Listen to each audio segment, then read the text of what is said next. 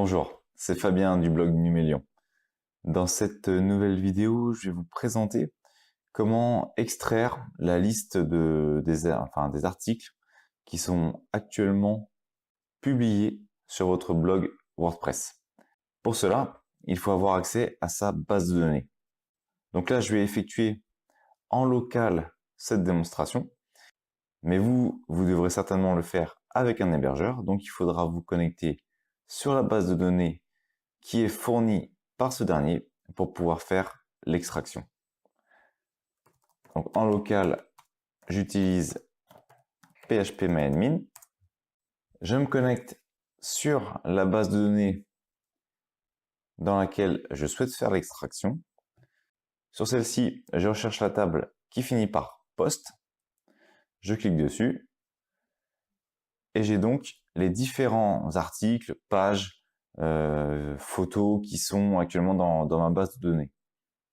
Donc l'objectif, ça va être d'extraire les articles qui sont publiés. Donc je vais éliminer tout le reste. Alors, il ne sera pas supprimé, mais ça va juste me sélectionner les articles qui sont publiés et donc pour que je puisse les extraire. Pour cela, il suffit d'aller dans Rechercher. Avant, je vais vous expliquer ce qu'on va faire. Les articles publiés ont deux caractéristiques. Il s'agit de publish au niveau du post status et si vous recherchez au niveau du post type, il s'intitule post. Donc il faut qu'on sélectionne ces deux critères pour trouver les articles qui sont actuellement publiés. Ma base de données contient 712 éléments. Si je fais rechercher, post status, donc je mets publish, vous devez laisser like. De même pour le deuxième critère, donc post type, like, et là j'inscris post. Je fais exécuter et j'ai l'ensemble des articles qui sont publiés sur mon blog WordPress. Vous voyez, j'avais 712 éléments. En faisant cette sélection, j'ai 246 éléments qui sont sélectionnés. Donc j'ai 246 articles qui sont actuellement publiés. Donc si ensuite je souhaite les exporter, il suffit de faire exporter tout en bas. Je choisis le format dans lequel je souhaite l'exporter, par exemple Microsoft, et je fais exécuter. Et j'ai bien la liste de mes différents articles. Ici, on vient de voir qu'on pouvait donc faire l'extraction de l'ensemble des colonnes, mais on peut également faire une sélection. Alors je vais repartir pour faire simple de ma première requête. Donc dans status, c'était publish. Et ici, c'était type, je peux faire post.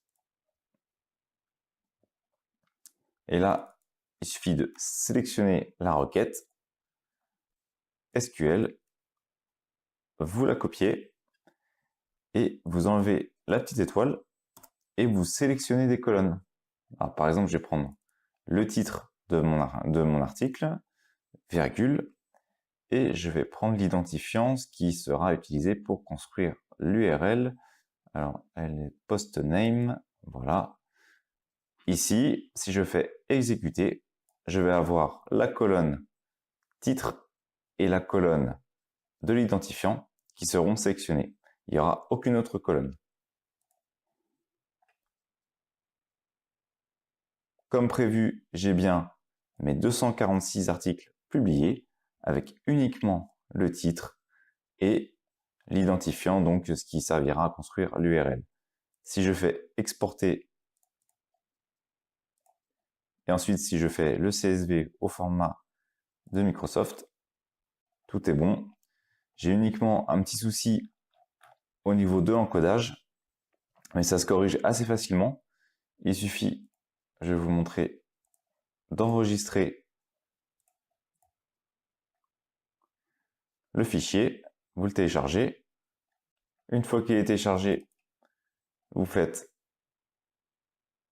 éditer le fichier. Alors moi j'utilise Notepad, Notepad++, et il suffit de faire encoder en UTF. Vous enregistrez. Et maintenant, si j'ouvre mon fichier, on voit qu'il n'y a plus de problème avec les accents. Voilà, donc cette vidéo est maintenant terminée. Je vous remercie de l'avoir suivi et je vous dis à bientôt sur Numélion. Vous pouvez vous abonner sur la chaîne YouTube pour découvrir les prochaines vidéos et également sur les réseaux sociaux pour suivre les derniers articles. À bientôt.